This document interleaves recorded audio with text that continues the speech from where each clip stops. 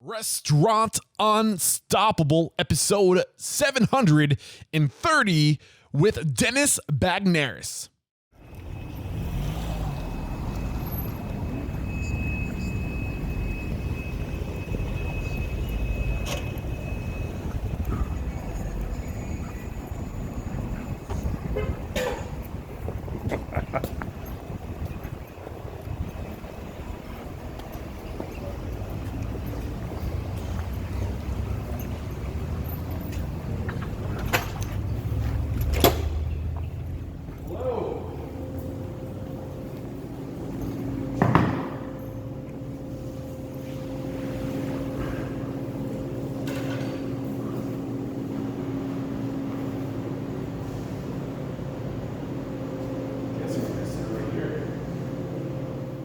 With excitement, allow me to introduce to you today's guest, Dennis Bagneris. Dennis, are you feeling unstoppable today? I am definitely feeling unstoppable today. Yes, I love it. So, in 2008, Janet Davas founded Liberty's Kitchen. Her vision was to create a place where youth or young adults who had been neglected or criminalized could come for a hot meal, a job opportunity, and a support system. Fast forward 12 years since its inception, we're sitting with Liberty's Kitchen's CEO and longest standing employee, I should add, Dennis Bagneris. And at that time, or since that time, Liberty's Kitchen has evolved into a workforce development training program, which functions as a social enterprise dedicated to transforming the lives of the opportunity and vulnerable youth population of New Orleans, Louisiana, by providing them with the support to develop self-sustainability through a intensive 1-year life skills curriculum and employability skills training program set in a culinary environment.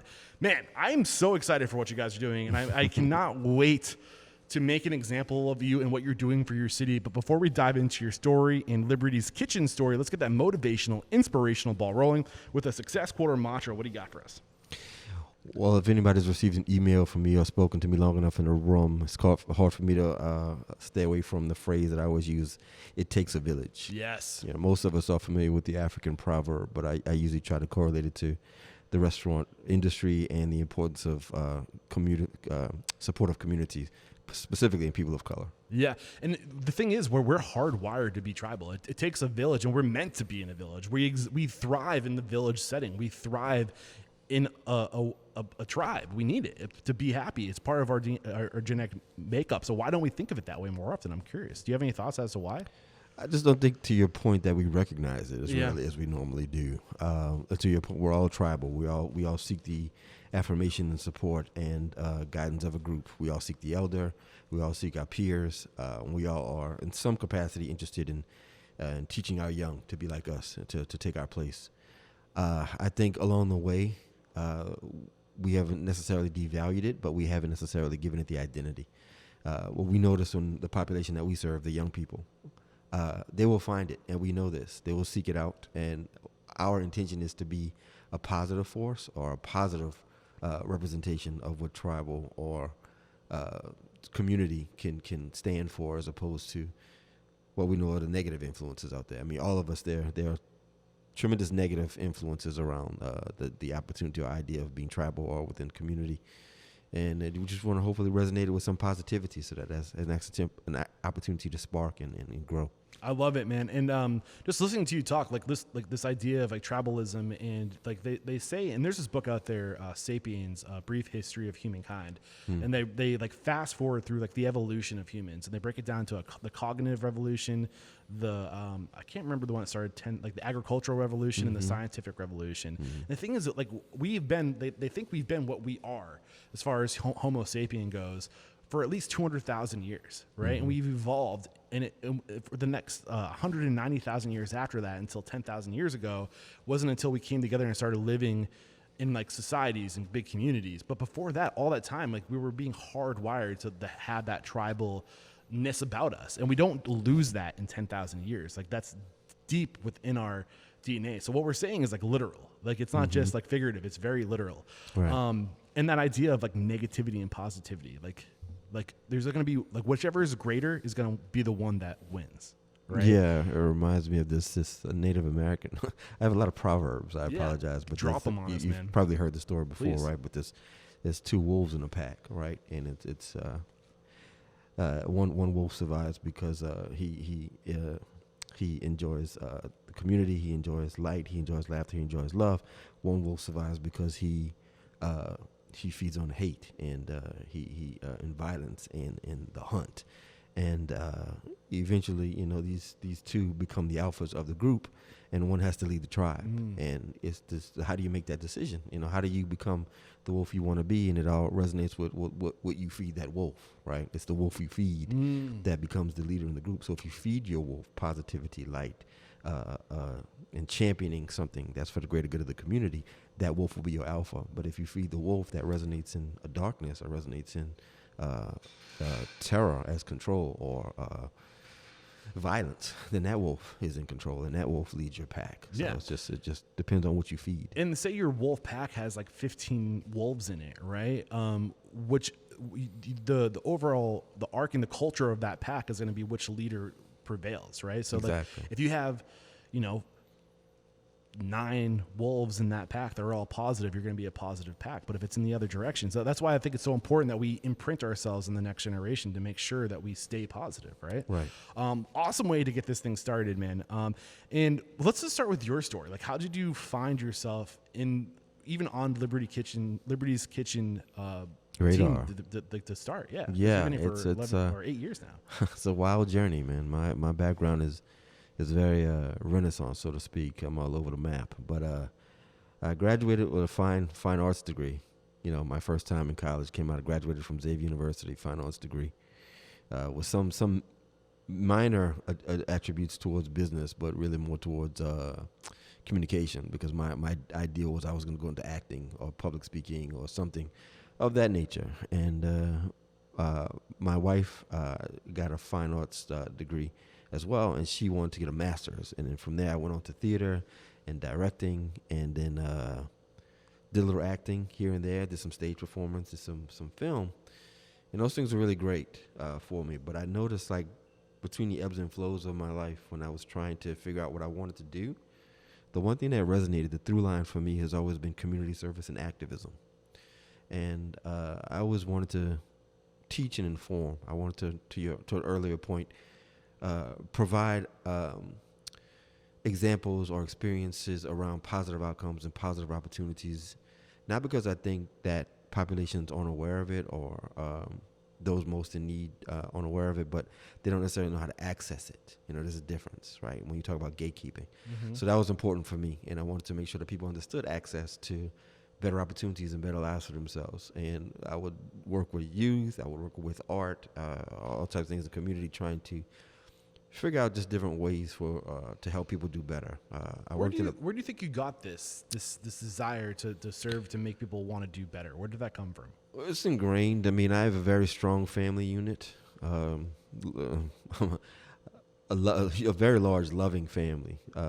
Both my grandmothers were instrumental in instilling us this opportunity or idea of community. Like, I'm one of those types of people. I used to see my cousins, like full extended cousins of family, like every weekend, because somebody was having a cookout or a barbecue or a pool party, and it was all positive. Like, nobody at these gatherings was drunk. Everybody cooked together, whatever the meals were going to be. We all planned what the music was going to be or who got invited, and sense of community is something that's been instilled in me since I was born, and I come from very active and engaging people who don't really stay quiet. They're alphas. I come from a long line of alphas who recognize when something's not working, you have to speak up to make change. And then my parents, my individual parents, like my mother has been a very strong woman since the day I was born, taught me that I was capable of so much greatness, before I even knew myself.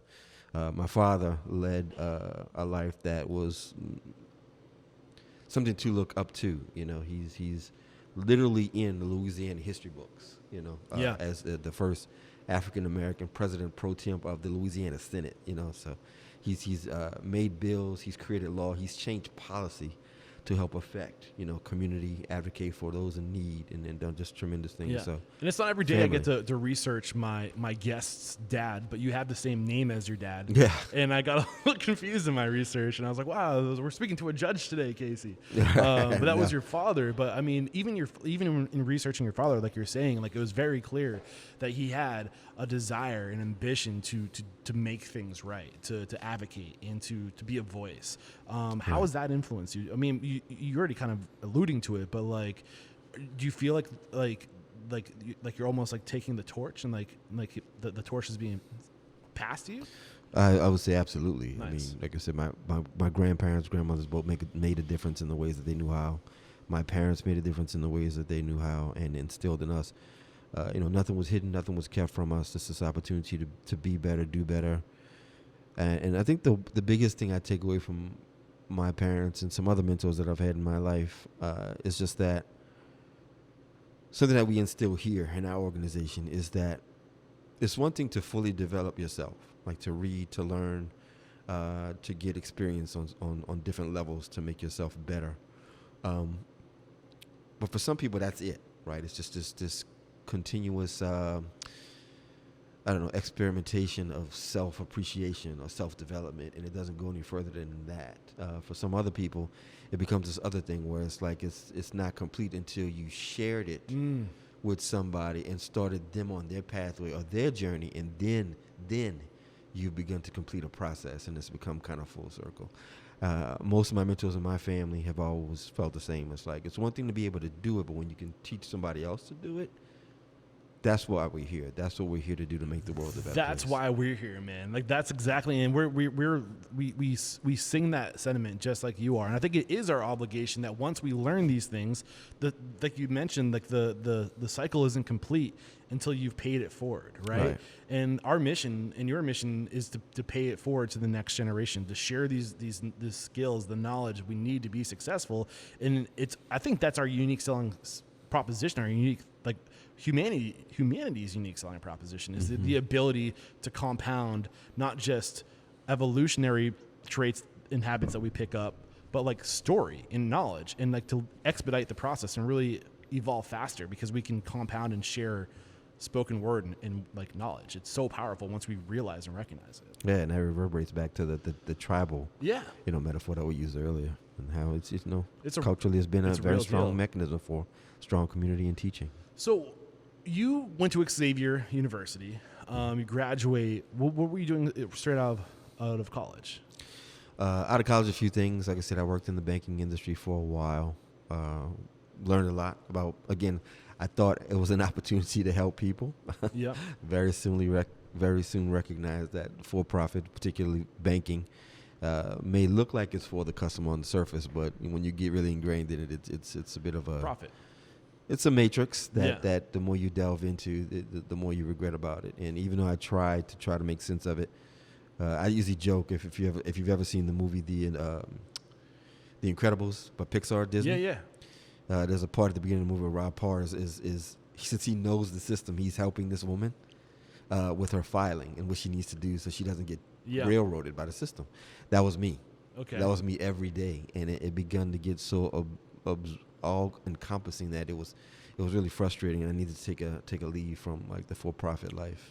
So who were you working with specifically when you're in that system, when you're helping protect these people from getting railroaded, like you said? I think that's what you said, right? Yeah. I mean, ideally who I'm working for is the financial institution at the time. Okay.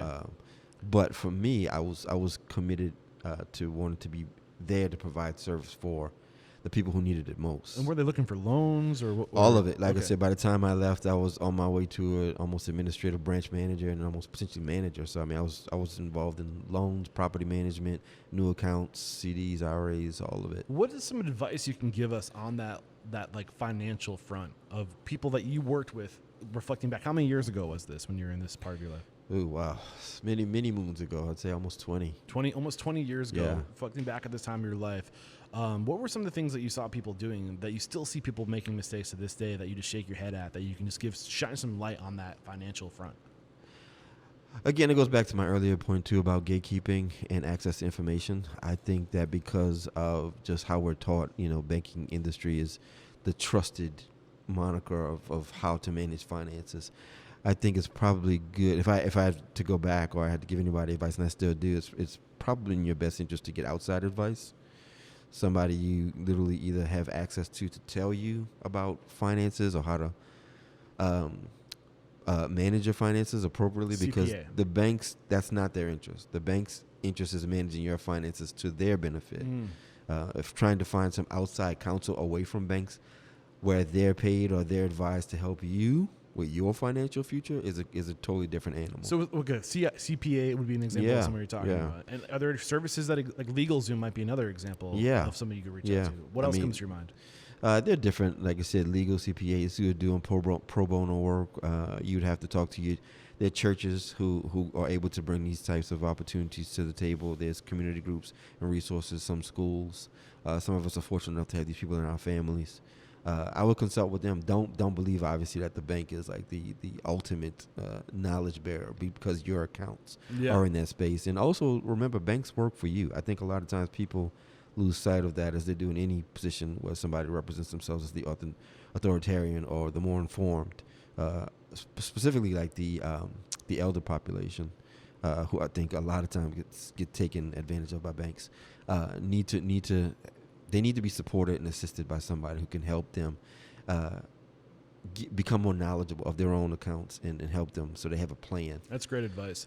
So that became overwhelming for you because you saw the reality of the industry. Yeah. And you decided you needed some space away from it. I mean, for-profit became soul crushing. You hear that a lot for people who have committed their lives to nonprofit, right? And I think you and I talked about it on the phone. I wish more businesses would run you hear the vice versa. Like, I wish more nonprofits would run like a business.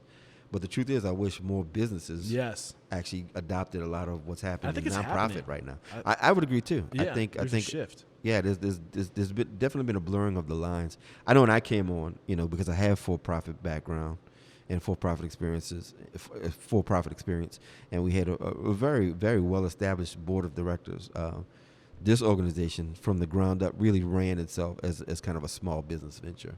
That was one thing Janet kind of really prided herself on. Also coming from the for-profit industry and big oil in her background, she wanted to definitely bring a for-profit sensibility to the table, because at her time, almost 10 years ago, when she was starting up a nonprofits, 10 years ago had this whole idea of being run like mom and pops, right? They were like, they don't really do a really good job accounting for their money. They don't have really a business plan in place. They're just basically shelters that get funded by philanthropy to kind of do good things, but not really make a tremendous impact. Yeah, I want to get into that for sure. I want to start pulling back the layers. But before we start talking about Liberty's Kitchen, any other stops along your way before getting here, areas where you really evolved as a man, an adult in today's society that we should hover over? Because I like to say behind every great restaurant is a great person. So I want to get a sense of who you are and how you got shaped into this position you're in now.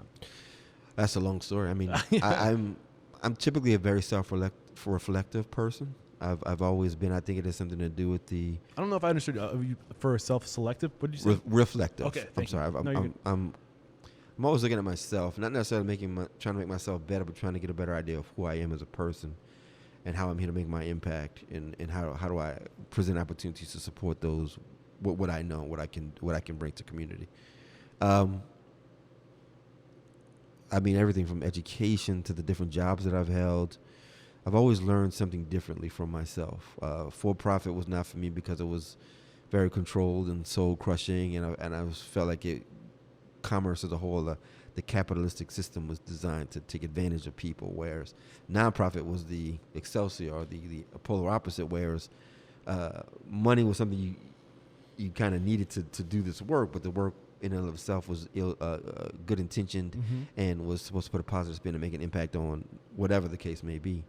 And finding a way to make those two things meld was also kind of in me. I enjoyed the for-profit structure of things to become better and to provide more and to grow and develop. But I also liked everything around community and teaching and instilling and supporting. So trying to find a space where those two kind of gel together was how I kind of fell into Liberty's Kitchen, to be quite honest. So we're back, and you were just starting to tell us about how you landed, you got on Liberty Kitchen's radar, how you found this opportunity. So you came on board in 2011, correct? But they started in 2008, so you weren't here for the first 3 years. I was not. So what was the story like? Like if I was sitting across from Janet right now, she was telling the story of how she started this. What would she say? Yeah, it's funny. We joke about this story all the time. So when I came, I had moved back to New Orleans because my wife and I weren't here for Katrina. Around the time when Liberty Teaching got started, my wife and I were actually in Pennsylvania, where I got my second degree that I had mentioned, and my wife was getting her master's degree. Okay.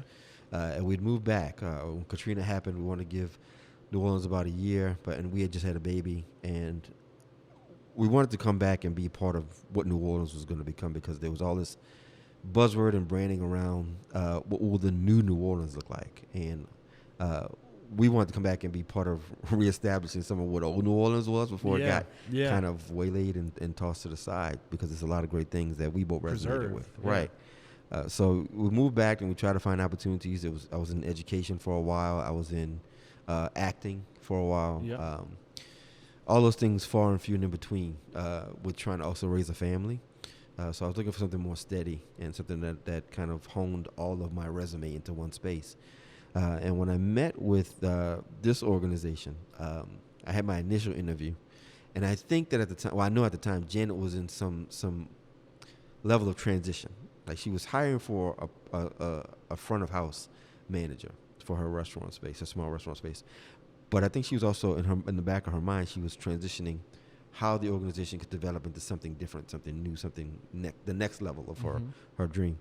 And when I interviewed, it was funny. They looked at me and they thought my resume was a bit too extensive for the job. Yet I had no front of house experience, like until back when I was like in high school and I was working at like Cafe Du Monde, something like that. And but they appreciated meeting me. They appreciated the interaction. And I didn't think, and I thought I didn't get the job because it's that typical overqualified thing. Yeah. But turns out I got a phone call later that day and said, "Hey, you know what? Our executive director wants to meet you. She wants to actually come in and meet you. You don't necessarily qualify for the job that we currently have, but we told her about you, and she thinks that there's a space that we may be able to create that speaks to your resume." So I said, okay. Came in, and I'll never forget it. I walked in, it was a coffee shop, and I see the two guys that I interviewed with, a person of color and a white guy. And there was this woman sitting there, tall white woman from Texas. And I said, here we go again. Another white lady who wants to save, the young black people of New Orleans. So I'm walking right back into the same thing that I see every time. And literally within 20 minutes of the conversation with this woman, she said she was impressed with my resume. She had heard my name from some people that she knew.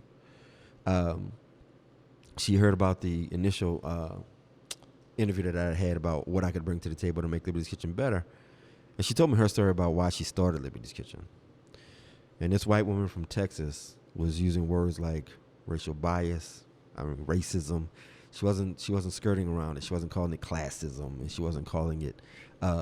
She wasn't denying the fact that systemic racism was real. Mm-hmm. And again, this is 10 years ago. Yeah. When people weren't talking about systemic racism because it was made up. You know, which now we know to be very much real, or we talk about it if it's very much tangent.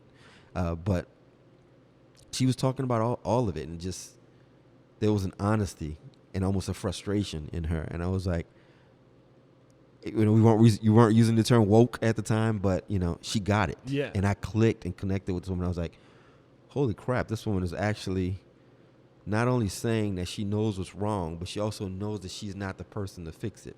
And she wants more dynamic people of color to come to the space and diversify her space and make it a place where more young people of color feel comfortable, feel connected. And she thought I could bring that to the table. So why is that important, a keystone to making improvements, having a person of color take the lead? I think it's like anything, it's understanding. I advocate all day long for the rights and equalities of different types of people, LGBT communities as well. But I would never get on stage and speak about what laws need to change to hold up that community, because I don't know directly what that community suffers or deals with every day. And it's not my role. My role is to hear them and support any injustices that they may come across to support. I think it's the same thing when you talk about people of color. I think all too often, especially as our young people don't see are examples of success. Yeah. So many of our young people, especially young people of color, they are not given access to go beyond their means. So they don't know more than their neighborhood or their surroundings or their circles. And then the rest of what they have to use to fill in the gap is controlled by media, it's controlled by perception of others who are not like them or people of color. And you need a caveat, you need something to cancel out that narrative so you can show to a young person of color, hey, look, I know that there's this idea that you are just a young criminal out of the gate, you're lazy, you have no interest in being employed, all you want to do is smoke weed all day, whatever the ridiculous scenarios are. And as a white person, you can go in a room and say, that's not all black people. And stonewall. It's like, how would you know? You don't know where we come from. You don't know what we do. And even though I don't pretend to resonate with all of the young people that come through this program and what they've had to deal with, I do understand how the lens of the world captures them. And I understand how they're affected by that. I was lucky. I had a lot of means growing up. I had, again, as I mentioned, a very supportive familial community and people who supported me. But because I know that, I can speak to how it works in the black community, and I can speak to people who don't have it and hopefully find opportunities for them to understand how to either navigate around it or find substitutions for it, but to be able to deal with it on the same level that they see it or they deal with it. And I think that's why it's important. Okay. So it sounds like in the early days, Liberty's Kitchen, the mission, and it's still to this day, was to give young people a perspective to say that you're not defined by what society says you might be. You're defined by whatever there is opportunity, the same opportunity out there. And so what was Liberty trying to do? Like, how exactly, what was the approach going to be back then? Is it still the same case today? Are you still taking the same approach? Has it evolved at all? I think it has evolved on a more of a microcosm level. When Janet really started it, it was, she had in her own, and this is another thing that related her to me, like she told her story from her point of view and why it motivated her into a lot of this work. She had studied a lot about sociology. She had seen a lot of racism growing up, grown up in Midland, Texas, in the early 50s and 60s. I mean, she had seen racism. She knew it was real. There was no doubt about it. But when she had gotten to college and she had learned and she had studied and she read up, she recognized that it was something that the world was going through, especially America was going through. And she had experienced it in her own, not racism per se, but she knew what it was to be the remainder, the outlier, because, again, she was a woman. And in the 60s in Midland, Texas, trying to be a woman in big oil in a big company, it was like Mad Men, you know what I'm saying? You weren't, your opinions weren't really taken. Your leadership was looked at as hollow because, again, you're a woman and a man is better than you. So she spoke to inequality in that level. So while she understood inequality and understood that inequality also existed on a racial level, she knew she wasn't the person. She used what she had, her authority, her power, her network, to create a space to break that down or to get in its way. And she knew she needed to arm it with the right people. And she was beginning to make those choices. I wasn't the only black person she hired, but she definitely resonated with the fact that I was a person of color who resonated with what she wanted this organization to be. And that is a beacon of understanding that when she started it, she understood that young black youth were not getting a fair shake. Particularly young black youth coming out of a system, coming out of the judicial system. Because when she started this, it was all about young people who were coming out of court, who were criminalized to begin with, marginalized, disenfranchised for whatever reason. It wasn't their fault per se. And you look at the factors, the outlying factors that lead a lot of young people of color into those systems. So it's actually a denial of other things that cause that. It's the pipeline to prison. If you've ever Can we heard. get into it? I feel like it's worth getting into it because of all that's going on right now. Like, let's try to understand. Like, let's use this opportunity and the echoing that's happening in society right now is just listen, just try to understand why we got into this situation. So explain it. Like, what was happening that a resource like Liberty's Kitchen needed to exist? I mean, at the time, and it still is the fact of the case that New Orleans is one of the most largely by percentage, one of the most heavily incarcerated cities in all of the country. I think Louisiana leads the pack as far as the states, but New Orleans as a city is one of the most incarcerating cities in all of the world, from what I understand. And the marginal disparities of who is in prison is I believe it's like upwards of, I have to check my research, but it's upwards of 85% black. Okay. It may be between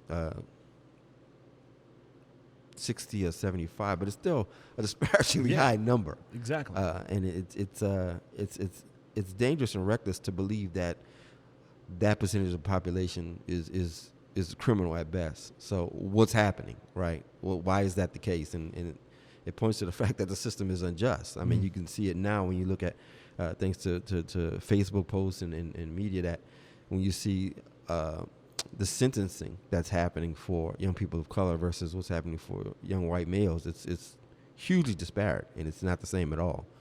And black people by far are getting harsher and more readily sentencings that will incarcerate them for longer periods of time. And it's punitive. It's extremely punitive and excessive. And a lot of times it's not warranted. I mean, so many of our young people say they get picked up for things that they didn't do. Cases get thrown out. They get arrested. They get pulled over, stopped on the side. Things like we're talking about seeing now every day. Yeah, is our population, is what they exist in. And when you're embedded in a system like that, or when you're constantly being berated by a system like that, you don't feel like you're anything but you never get ahead either. You're always like, you're right. trying to make progress, you get pushed back, and then you have a criminal record, and how much easier is it going to be to get out of that cycle, you know? Right. So absolutely. So when you came on in 2011, what was going on? Like what evolution was Liberty's Kitchen going through? And while you're sharing this story, something that we kind of already alluded to once already, the idea that this might be a nonprofit operation we're reflecting on right now. And most of my listeners are for-profit organizations, but I feel like we can take the idea of having a values-driven organization, a purpose-driven organization, and when you can use a lot of what we're going to discuss today. And I think that this idea of paying it forward and taking care of the youth and existing to serve the people that you employ is something that echoes across all industries and all, I guess, whatever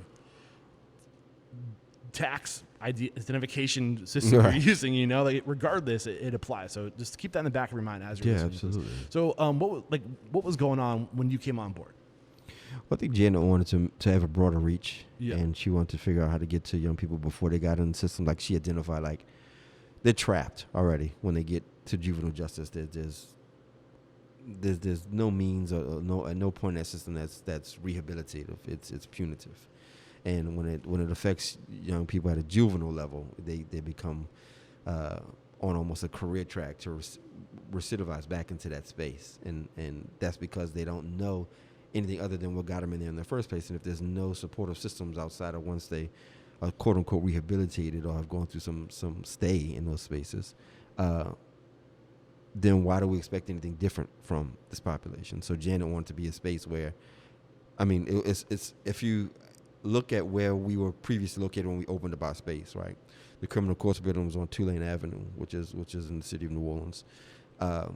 We were catty corner from that space because Janet literally wanted our building to be a beacon for young people coming out of that space or coming out of that building, so they had eyesight to be able to just say, hey, look, once you come out of this space, come to us, and we will provide you or begin to have a conversation with you about what your options really look like. Okay. And that's kind of where it started when Janet started. But she wanted to go outside of the idea. She wanted to broaden the scope of who we served. Okay. And I resonated with that because I was like, why are we waiting for them to get into the system? We should be getting to them before. Exactly. Yeah. So what's it look like?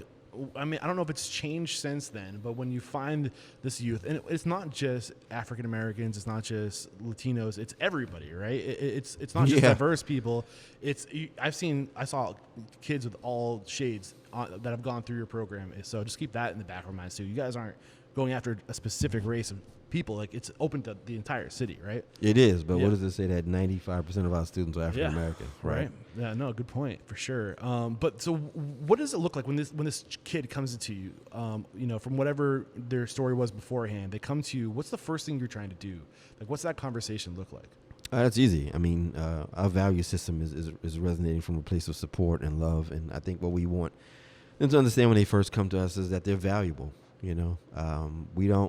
We pride ourselves on not judging young people before they come through our doors. We tell them within the first couple of minutes that they're with us that we are impressed with who they bring to the table. We have no preconceived notions. It doesn't matter how you were referred to the program. It doesn't matter what you choose to share to the program. We are going to judge you on the merits of how you show up every day. And we also want you to understand that this is a space where you have a freedom to fail, And a lot of young people, specifically people of color, don't have that, They deal in absolutes, not because that's their choices, but because those are the issues that happen to young people of color when they have infractions or issues, or whether they don't necessarily meet quote unquote societal expectations. Yeah, it sounds like you're giving them a clean slate, and that's kind of then that's how you're looking at them, right? Blank canvas, right? So from there, and the reason why I want to go through this is I feel like everybody who's listening to this, a lot of us. Let's face it, the restaurant industry employs a lot of challenged people that might not be suitable for other career paths. So, right. This is, a lot of people come from or who are in jail, maybe get out of jail and then end up working in the restaurant industry. And I feel like regardless of whether or not we're nonprofit, we can listen to what you're saying and have this perspective that you're giving us and how we should be treating these people regardless of their background, and how to see something in them, some value in them to make them feel like they aren't whatever their history is. You know what I'm saying? No, exactly. So there's no secret that we chose the restaurant industry as an opportunity. I mean, food and tradition, at the heart of the culture of the city of New Orleans, but also as far as low-hanging fruit and job opportunities for young people who had a criminal record, restaurants was an easy fit. Yeah. The problem was that those environments aren't always the best, specifically with people who have been in traumatic situations, and that's what it really boils down to, right? The population that we serve, they deal with a lot of trauma, and it's all based out of systemic disparities that they encounter every day, whether it be education, housing, racism, in the judicial system. It treats young people of color differently, more harsh. There are much more repercussions. So in this space, we wanted to, like you said, want them to come in and say, hey, try to shed as much of that outside. We know it's going to take time. Just know that from day one, we trust you, we love you. We have no intention other than just to support you in finding out who is the best version of you. Yeah. And we also, the biggest thing is we understand you are not going to figure this out on day one. Yeah. So we have to have the responsibility up front to say, hey, you know what? This is not going to be easy. This is going to be difficult. This is going to be challenging, because people don't actively self-destruct or get in their own way. It's just not something that happens. It's a trait that's inherent because of again, a lot of systemic barriers that existed before they came to us and became this 20-year person or this 21-year-old person before they came to us. So trying to act against all of that, there's a lot of conditioning that has to be broken down. So the first thing you're doing is you're saying to yourselves and to them, like, this person, regardless of their history, their background, whatever they are, whoever they are, they have a clean slate, and we recognize them for their value and we love them, is number one. And number two that I'm picking from your story is that you need to have the conversation with yourself that if they fail, it's not because of them, it's because of us, and that this is going to take time, and we need to create the framework, the system to make sure that they don't fail. What does that look like? What does that system look like? Because I feel like this is something that we can be taking and applying into our for-profit. Yeah. This mentality of it's our job to make them, our people, our employees successful. Right, and I don't want to take the onus completely off young people to say that, like, if they fail, it's completely on us. But I will say this much of it is that they don't succeed without us. They bring everything to the table. We just have to help them. Do me a favor and pull that mic just right close to your face. No, you're doing great. So continue your train of thought. Yeah, sorry. So they're not, as I mentioned earlier, they don't come set up to fail with this desire to fail, and it's as much on them as it is on us. Like we also have a saying too, we can't want it more than you, but we've got to want it for that individual when they come in. I think that's the difference. It's something that we do inspire with a lot of our restaurant partners when they're in there hiring. It's like, what are you trying to hire for, right? Are you just hiring for the mechanics of this cog, this machine, or are you trying to hire leadership? Are you trying to hire potential supervisors? Are you trying to support your employers in a way that you wish that you had been supported when you got hired? Are you resonating in that space with an employer? And for us, that's how we look at our young people. It's like, when you come to our program, we know their deficits. We know that already. And they're not deficits that these young people created for themselves. They're a lot of times born into it. And again, like I said, I cannot speak enough on systemic racism, that exists as a barrier to a lot of young people being given the same opportunities to excel. They're limited scholarship opportunities. The housing market, we already know, is got its own, is riddled with its own issues around redlining and racism and who gets to stay where and all that other stuff. But there's so many limitations on communities of color that people are just in survival mode. They weigh right and wrong with needing to eat, needing to sleep, needing to live, and I think sometimes it kind of blurs the lines, because it's again a survival mechanism. Yeah. So what we try to do is pull that apart, and we try to say, okay, what does the survival look like for you? A lot of times we meet our young people, especially if they've been in any type of juvenile system or criminal system. We say, well, what got you to that point, right? It's like nobody wants to be a career car thief. There's nobody's taking those resumes. You don't put that out. You don't grow up on this. I want to be the best car thief there is. Guys understand that there's a quick turnaround. They can feed their families, they keep their lights on. They're not buying flashy clothes. They're trying to feed themselves and their family. Yeah. And I think we have to pull that away and then extrapolate exactly what is at the essence of that. So you like to sell, you have a head for money, you have a responsibility to your family, you know what you need to do. These are the same things that I come to work with, only I wear a suit and a tie when I do it. So what's the difference? And I think that's the framework, or the change of framework we try to have with our young people. Is like, hey, you have the skills, you have all of them. Unfortunately, somewhere along the line brought you into the wrong tribe, and taught you how to use those things to feed the wrong wolf. Yes. We want you in this tribe, or we don't want to take or change who you are. And I think that happens a lot too in this capitalistic structure of not just restaurants, but just for-profit business as a whole. Is they want to file people down until they meet these square holes. And I think what we try to do is we try to resonate with the skill sets that young people bring to the table. Yeah.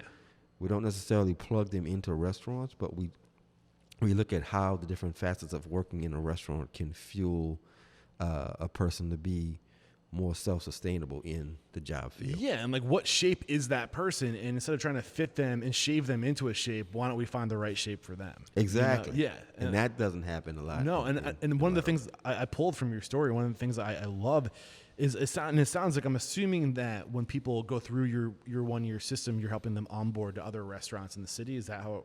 That is correct. That's the final piece. We have a career specialist whose job is to help and maintain where our young people are. I don't like to use the term rated, because we don't rate young people, but we try to assess for their skill levels. Like we don't have a pass-fail model here. If somebody comes in at, say, a 0 level of experience and aptitude for this type of work and graduates at a 3, well, then it's on us to try to place them somewhere that can nurture a 3. If somebody comes in at a 3 with some experience and gradually gravitates to a 5 when they leave here, then it's our responsibility to put them on the track to a 5 success. So, but what I love about that idea of when you're finding a new opportunity for this individual, you aren't just looking for people who are looking to fill, like you said, a cog in the wheel, hey, we have an obligation to help this person grow, right? And you as an owner have an obligation to help this person grow. And I think that's where we forget as owners that we have it should be our personal goal that everyone we hire, we should try to push out of our restaurant, because we should be trying to exactly what you do here, develop, right? You're not just having them put mayonnaise on the bread and pass it to the next person. Like, it goes beyond that. Like, you're giving them skills on how to manage their money, how to manage their finances. I'm sure that probably comes up too. You're teaching them how to be adults, right? Right. And I think that the owner needs to have that mentality. Like when you have a young person come work for you, like you should, like if they're with you for 3 years, they should know how to run a restaurant, in my opinion, right? And that's the mentality I think owners need to have. Yeah. Not every kid's going to want to have that mentality, but for those who do want to take on that ambition, that option should be there for them. Don't you agree? I agree completely. I think that you should look at every employee as how they can be an investment in the work that you do, as opposed to just filling the void. And I know, I think that we do work with restaurant partners that do share that. Like I said, we don't just blindly partner ourselves with restaurants across the city. We definitely have cultured a catalog of employer partners who get that they want to do better, they want to be better, and they do observe and borrow a lot from our model as a nonprofit and try to adapt it into what they do. So that's what I want to get into. Like, what can we learn and absorb from your model that we could apply in our for-profit business that would serve us? What are the things that you do at Liberty's Kitchen that is unique to a nonprofit that all businesses should be doing? I think paying close attention to there's a I went to a conference a few years ago, and one of the things that resonated, it was a youth conference about young people speaking out about capitalism in an unfair job market and all this other thing and all these great things. And the young lady said on the stage, people don't quit jobs, they quit people. And that has always resonated with me, because I know every job that I've ever quit, it wasn't like, man, I hate Burger King. It wasn't I hate Burger King. I hate Rudy, who managed Burger King, because he was a jerk, right? Yeah. And any other job I may have left.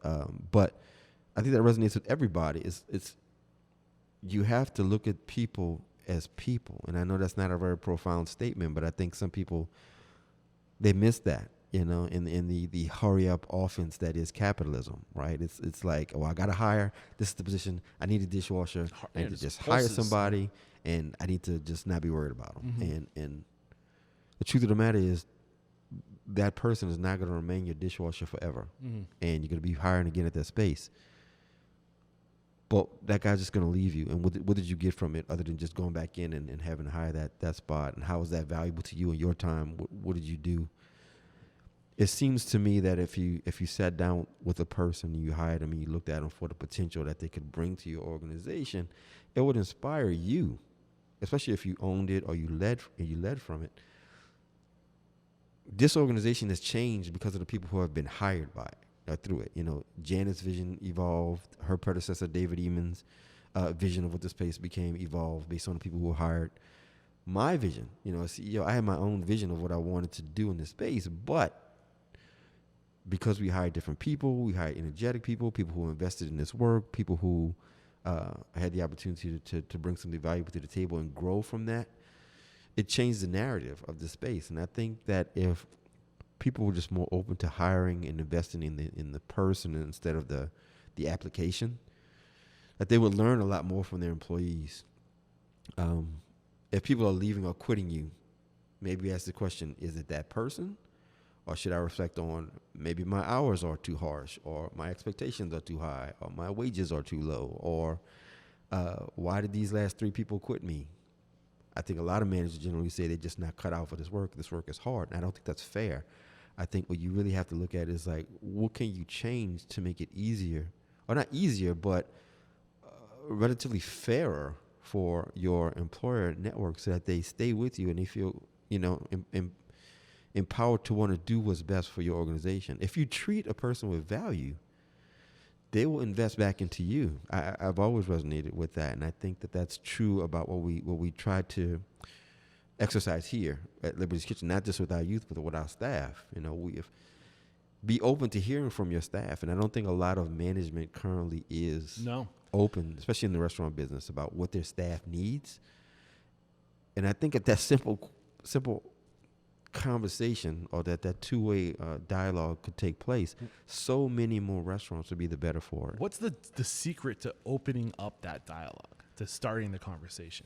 Well, I've also recognized this in my years of working in restaurants and hospitality. There's a lot of ego in this space. Yeah.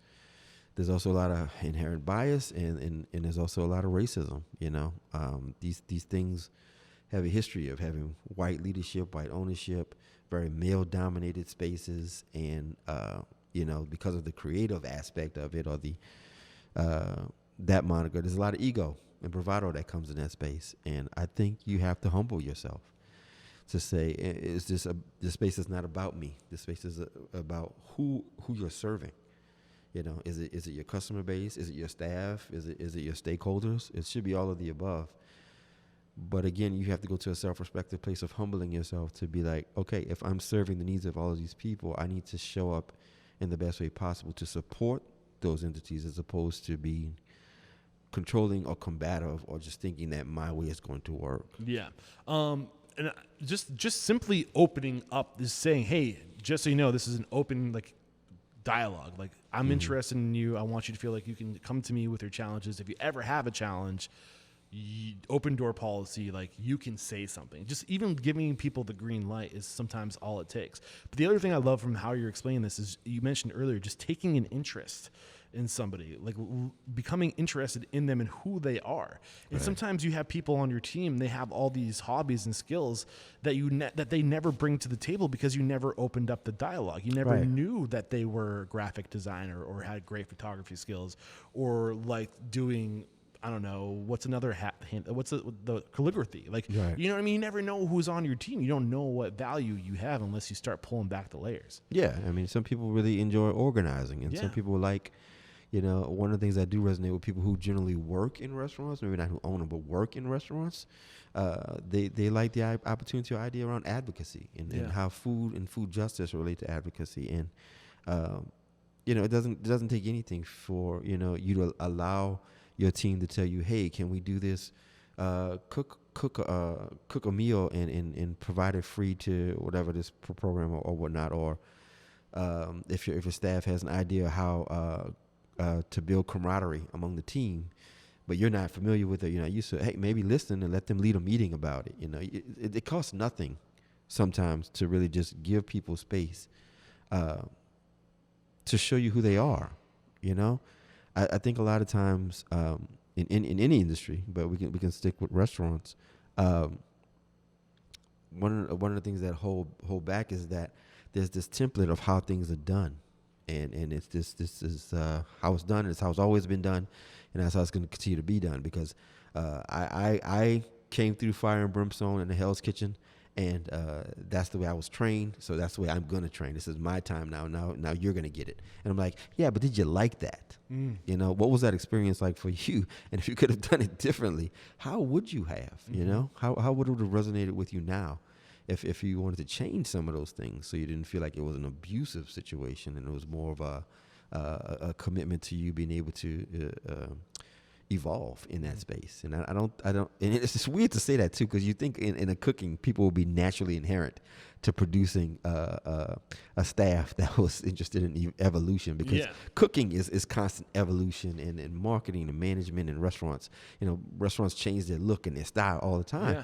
And it's but behind closed doors, sometimes there's some of the most rigidly run organizations, only because, to your earlier point, nobody's told them it could be different.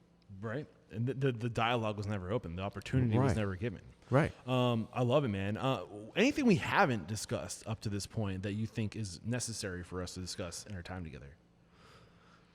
I mean, I'd be remiss if I didn't talk about what's happening across the board, with COVID and racism. People like to talk about these things like they're things that are impacting the world on a separate level, but they're really not. COVID, if anything, just exposed a lot about systemic racism that I think ignited a lot of the conversations or the riots or the things that we've been seeing. When COVID happened, the groups that were hit hardest were those that were in poor or lower economic communities, and we all know the majority of those, not the majority of those, but a lot of the people, or people of color who are experiencing these things disparatively differently because of lack of access to supports.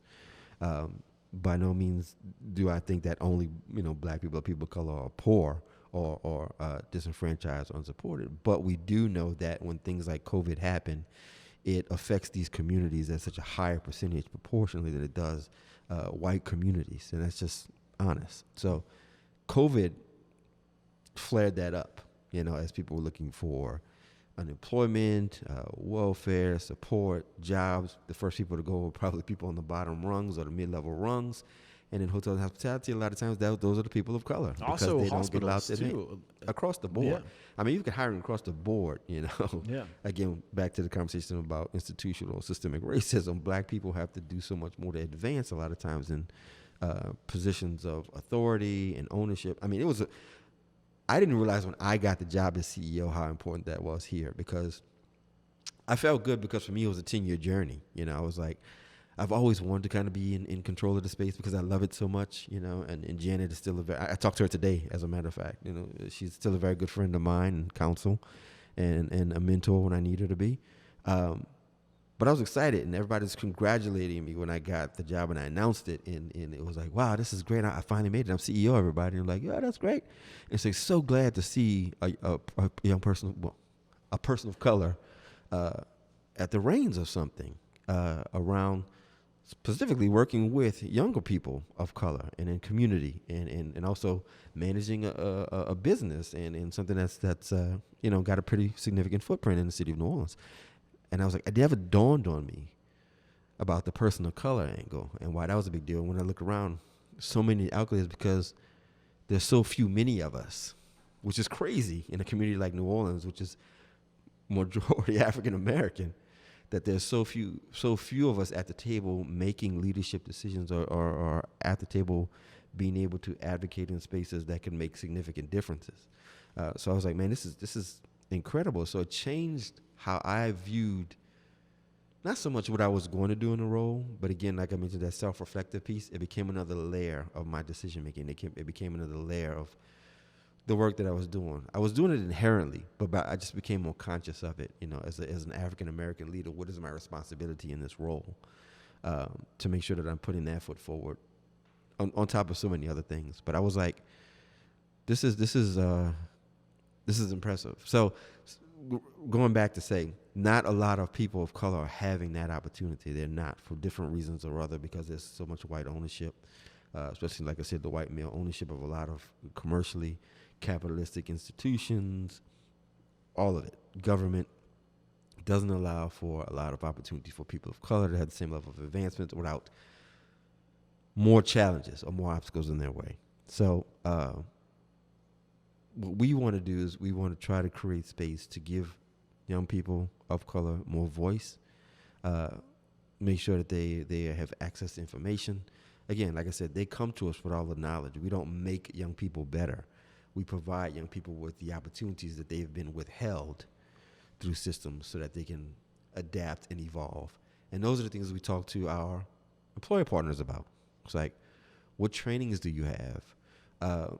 What access to opportunities do you have? If you don't have people who are excelling to, I guess, your degree of what they should be, whose fault is that? At what point do you take ownership for people not being able to get to work on time? Because there are places outside of here that understand that the local transit opportunities are lackluster, to say the least. When you got a guy or a young lady coming 2 and 3 hours to work on a bus and they have to wake up at like 4 a.m. to make an 8 a.m. or 8 o'clock shift or 7 o'clock shift, and you fire them because they're late, they're not driving the bus. Yeah. And 9 times out of 10, they don't want to hear when a bus is late because they don't want to get involved in it. It's, I just need you here. I need you where you need it to be. We've lost so many young people just because of the bus system having losing their jobs. And my explanation to them has always been, when we talk back to managers or supervisors of restaurants, it's like, did you talk to the young person? Did you find out what was happening? It's like, yeah, it was just an inconsistency thing. And I'm like, okay, how often are you firing people for that?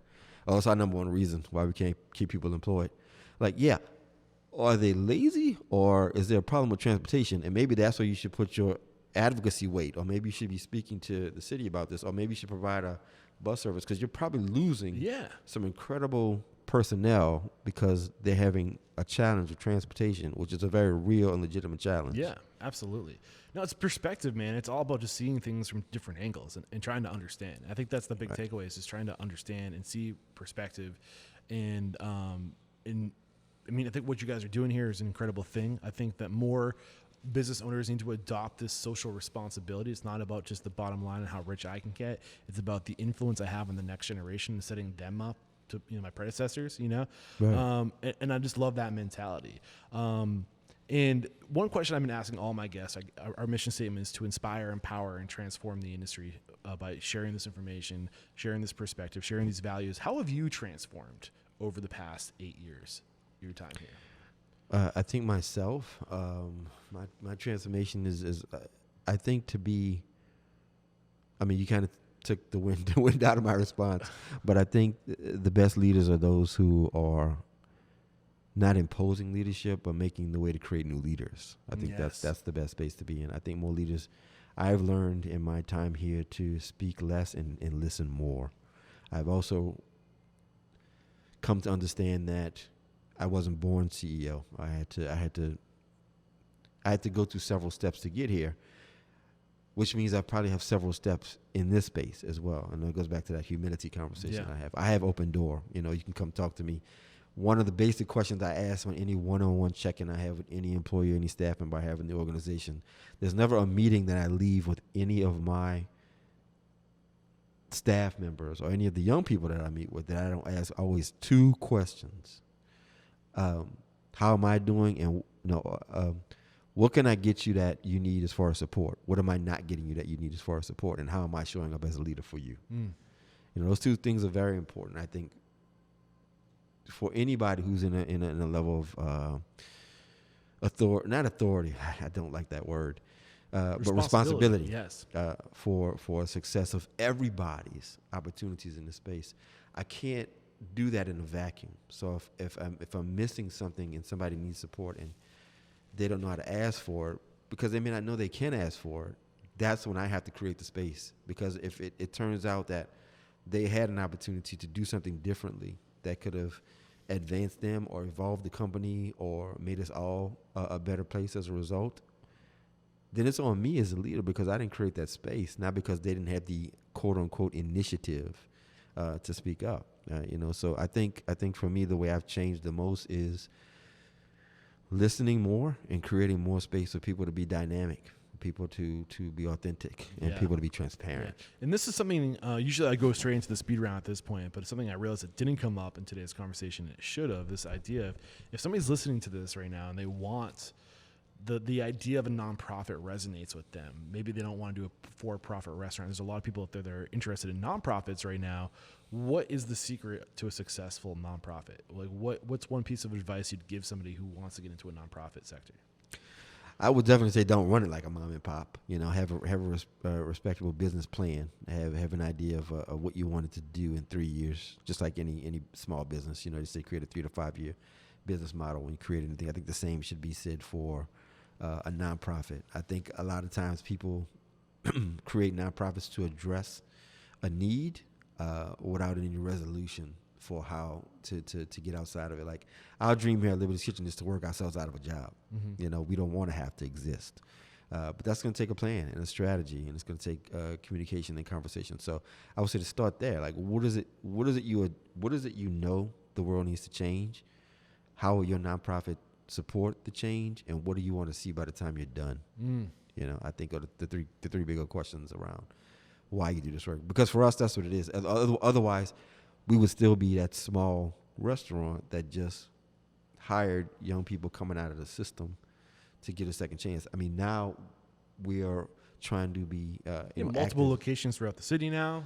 You're doing catering now. Like you're catering. A lot going. We're no longer in the school systems, but we're partnering now with I think a longer, farther reach around food access.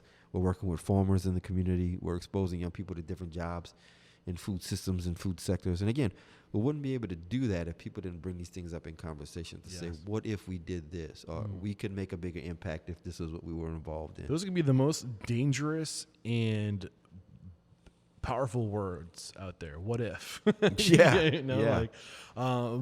they can be so powerful by just asking the question, by turning on that frontal lobe, right? We're back, and the first question I have for you is, what is your it factor, a habit, a trait, a characteristic you believe most contributes to your success? I think it's what I mentioned, that self-reflection. Yeah. What is your biggest weakness? My biggest weakness is delegation. Yeah. Why? How are you dealing with that weakness? Over time, I think early in the interview, you asked me, like, what is the thing I think I'm most evolved in? I think it's trusting my people. And it wasn't coming from a place of distrust. Let's go back to that. But sometimes just that old adage is like, if you want it done right, you got to do it yourself is unrealistic, especially if you want to make a big impact. You have to, at some point, trust that you made the right decision hiring who you did. And you have to let them grow and evolve. And again, if freedom to fail is a space where you can really evolve and become a better version of yourself, you have to extend that to your staff. Yeah. What's one question you ask or thing you look for when you're bringing on new people to your organization? What do they care most about? What are you looking for? Something that's not selfish, to be quite honest. I mean, people can say music, people can say art, because we usually elaborate with the follow-up to that is why. Like, we try to ask people, like, what's important to you? And we're not looking for, we're a little skeptical people who come in and say, I'm looking to advocate for black youth. It's like, okay, calm down. I'm like, I'm talking about you personally. Like, what do you care about? It's like, some people say art, some people say food, some people say family, and we want that to resonate in the space that's as positive as possible, something we can grow, something that's kind of meets within our value system of who we are as an organization. I've said community like a million times in this thing, but it's important to us. We want people to understand the importance of the family sector, and that doesn't always just come with those that share our bloodline. It's just about the people, again, we go back to who we formalize as our tribe. Yeah. What is your biggest challenge today? My biggest challenge today is self-care. I'll be honest, as this work is not, I think I talked a lot through this interview where I made it seem like I had everything figured out, but the truth of the matter is you don't, because we deal in the commodity of human lives. The restaurant, the nonprofit industry is a vehicle, as we mentioned earlier in the description of the work that we do, but at the end of the day, we're working with human beings, and that's a volatile, ever-changing experience. So you have to adapt. You have to read, you have to communicate, you have to have conversations. It's a lot happening to try to make sure that even though we give our young people an opportunity for freedom to fail, that's a more difficult space for us to be in as those who are providing the opportunity, because when we fail, it has much more detrimental consequences on the individuals we serve. So I am probably more involved in a lot of things than I should be. Again, like I said, the delegation piece is a problem for me. I'm always involved, and sometimes in too much and sometimes not enough. So this work, because it means so much to me, can become all-encompassing, and I got to take a step back. I think that's something a lot of people in food and beverage in general, it's just that finding that balance, that for that personal space or that personal self, just giving some of you to yourself, right? So you can take care of yourself. Absolutely. It's very important. What is one uncommon standard of service you teach your team? This is something that's common within the restaurant industry, but not common within your four walls, but not common throughout the industry. I would say we try to express I don't want to say a higher facet of customer service, but we want people to leave this place feeling like they had a good experience, not just with the food. We want them to get a New Orleans experience. We want them to have met somebody that resonated with them, had food that resonated with them, and then hopefully learn something about the mission of what their food purchased that resonated with them. Not so much for them to come back, because I assume with all the restaurants all over New Orleans, that's sometimes a variable. But I would like for everybody, at least we try to condition a culture in this space where when you leave this space, we want you to have the best experiences you could have. I love it. And what is one uncommon code of conduct or core value you teach your people? Interdependence, that you can't do it on your own, and that everybody has something valuable to say. You just have to take an opportunity to give them their space to say it. One of the things that I hate, and I shouldn't say hate because it's a strong word, but it rubs me the wrong way, is when people say the phrase agree to disagree. Because that means you came to the conversation to change my opinion, and if you didn't, then you're done. Yeah. Which means you didn't hear what the other person was saying. So I hate when people say I would agree to disagree, because I don't feel that was really a space where there was an open dialogue. So for our staff, we try to present a space where, hey, you know what? Nobody has the perfect answer. Somebody's answer may be a little bit righter than the others, and somebody who has a wrong answer needs to be informed of what the right answer should be. And that doesn't happen without the transparency of a conversation. Yeah. What is one thing you feel restaurateurs don't do well enough or often enough? investing their time. I mean, just quite honestly. I mean, the number one thing we talk about restaurateurs is like that. I always have to turn people over, and I'm like, yeah, you probably spend a lot of money rehiring, re-interviewing, buying new uniforms. If you took that same fraction of time and actually invested in people to find solutions to some of the issues that would help you retain employees, it's not so much about becoming a social worker. It's just a better evaluation of investment in how you're talking to your staff. That's one thing we didn't get into today. I know it's supposed to be a speed round, but now I'm curious. How many of your employees have you retained to stay, that have come on to go through the program but choose to stay employed and help the next generation of youth? Well, we don't employ them here. Okay. We get them jobs outside of our restaurant. Okay. I mean, we have a few that have gone on to get jobs here. They just have been lucky in those spaces because everybody here is a trainer per se. Gotcha. They train. They've had experience in years in the industry and the service.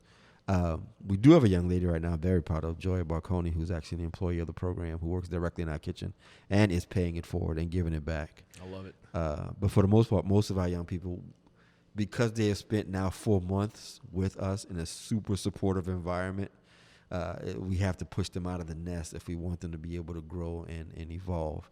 And hopefully they'll take what they've learned here, and we're kind of planting little seeds of a different culture in different kitchens all over the city. Beautiful.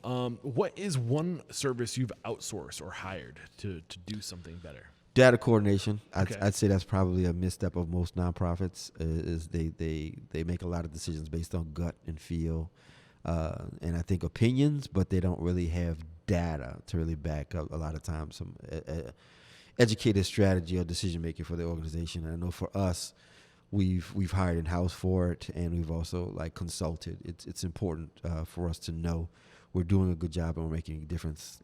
So for us, I think data is incredible. And I'm not just talking about like do the hamburger sell on the menu, right? Yeah. I'm talking about like if we're losing young people at a certain age demographic from this part of the city, why is that? You know, or if we're having more young women graduate than more young men, why is that? You know, those types of things that inform how you can be doing better is in my opinion, and what we've learned through an organization, correlated best by calculating the data. And everybody has it, right? You have data instinctively, it just happens. Yeah.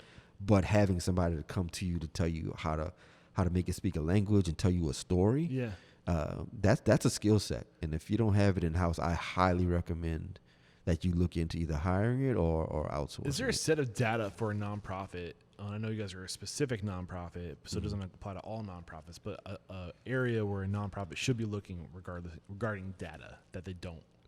Well, it depends. I mean, if we're talking about nonprofit, I mean, most of these things are run in some type of start and finish. So you want to calculate like how many you start versus how many you finish, and your data in the middle of that should tell you why. Okay. You know, that's the most broadest sense of the framework.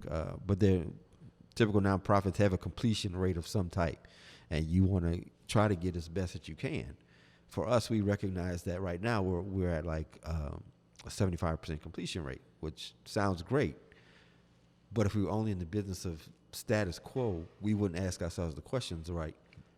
What's going on with the other 25? Yeah. Right. And I know you can't be perfect, but we want to start the conversations about what's happening with the other 25. And a lot of it's mental health. A lot of it is poverty. A lot of it is housing and where they are in the city. And again, a lot of it is overwhelming racism. So these are things that need to be challenged. Otherwise, the 25% will always exist, and the 75% that come to us needing to graduate will always need us as well. And again, we want to work ourselves out of a job.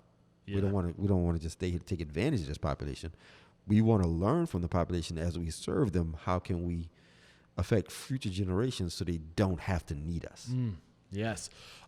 So one more question, actually two more questions. What's one technology you've adopted within the four walls of your operation that's had a huge impact? And usually I say your bottom line, but I don't know. I mean, that's just as important for a nonprofit. Yeah. So no, I can easily talk to that one. Yeah. One of my favorite things right now we have is Salesforce, because it takes so many people to help support. Again, back to my earlier quote about what's my favorite thing about, it takes a village to raise a child. And I'm blessed to have a strong supportive network of stakeholders and board and philanthropic partners who understand how important this work is, understand the need for this work.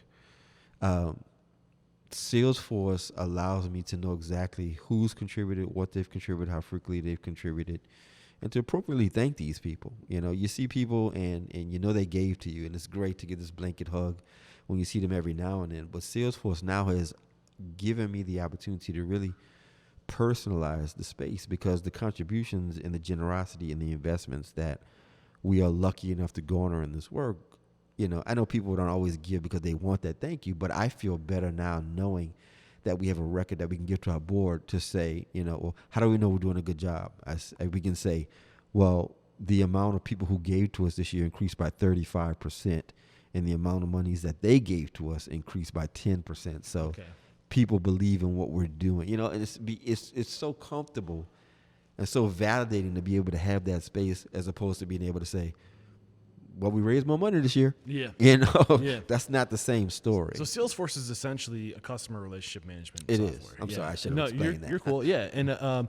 And customer relationship software is so important. I mean, that's what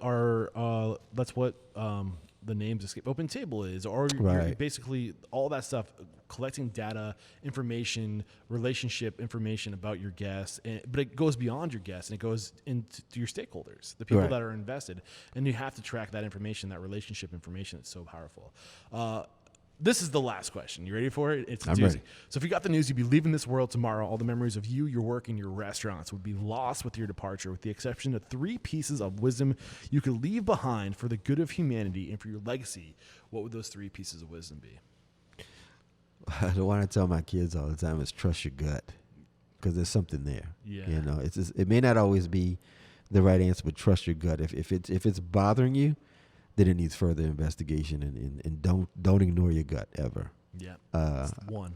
Yeah. I would also say that I don't believe anybody is inherently evil or negative. I think that they've been built up to see or feel or resonate in a certain space, and I think that if they can be approached at the right decibel or level, that you can get somebody to see another perspective. I refuse to believe that people can completely turn themselves off. It just takes the right approach to get to that space. That's 2. And for me, I think the last thing is you have to find something you love in this world to exist in it, whatever that may be. It may be a person, a thing, an action, or a space, but you have to find something that you love in this world, because you will never be able to relate it or understand it if you can't find it within yourself. Yes, and that was 3. Thank you so much, Dennis. We wrap up every chat by calling somebody out. So who do you respect and admire in this industry and believe would make a great guest mentor like you made for us today? It's funny. I had a different answer when you first asked me this question, but I actually want to take it back to Joya Barconi, who I mentioned, who's actually on our staff. Just to give you a brief history of who she is. When she came to us, she was a graduate of the program. She was a single mother. She had 2 kids, and she was working. I can't remember if it was Burger King or McDonald's or somebody, but she didn't know what to do. She wanted to be a mother, and she wanted to support her kids, and she had her own ideas about her own menus. Fast forward to now, she's graduated. She's a mother. She has 3 kids. I think she has 3 kids. I'm sorry, but she also runs a catering company. And she works here, and she gives back to young people. And I think all too often we look for mentors as people who have age or establishment, and we give too much credit or merit to those who have, lived and seen it. But to be honest, what I appreciate about what I've learned from young people is they're in it. Like, they're in it right now. And I can't learn from somebody like myself or older than myself to help Joya understand what she's experiencing right now. And if I'm working with that population, which I am, she's a mentor. She's a mentor for what the future of not just young chefs, but young entrepreneurs or young people who just want to make a better way for themselves find the opportunity to do. And cooking is now like a superpower for her, where she can be a great mother for her kids, and she can cook, and she can do all these incredible things, but she can also use that to make money, to support her family. But she can also use that as an opportunity to train others who felt like her when she got here and say, hey, you know what? There's an opportunity here. Let me guide you through it. That was Joya. Joya Barconi. Joya, look, I'm coming after you. I'd love to get you on the show. And how can we connect with you if we maybe want to come join your team, or maybe we know some people that could be a good fit for your team? What's the best way to connect? Yeah, I mean, right now the website, www.libertieskitchen.org. We post everything on that thing, and then we have our Facebook presence, which is Liberty's Kitchen New Orleans, and we have our Instagram presence, which is just Liberty's Kitchen. All of those things really resonate with kind of the pulse of what's happening in the hotel hospitality industry. So we try to support our brothers and sisters in the I industry. think every city needs a Liberty's Kitchen or something similar to it, right? I think so. Growth comes from within, right? If we're gonna make a change, we gotta grab the bull by the horns and make it happen, right? Exactly. Tip my hat to you. Thank you for the work you do. Thank you for taking the time to share your knowledge and your story. There is no question, Dennis, you are unstoppable. Thank you. Thank you for watching. And if you enjoyed today's video, please like, share, subscribe, and hit that bell icon. And don't forget, there is a complete archive of every episode at restaurantunstoppable.com. Peace.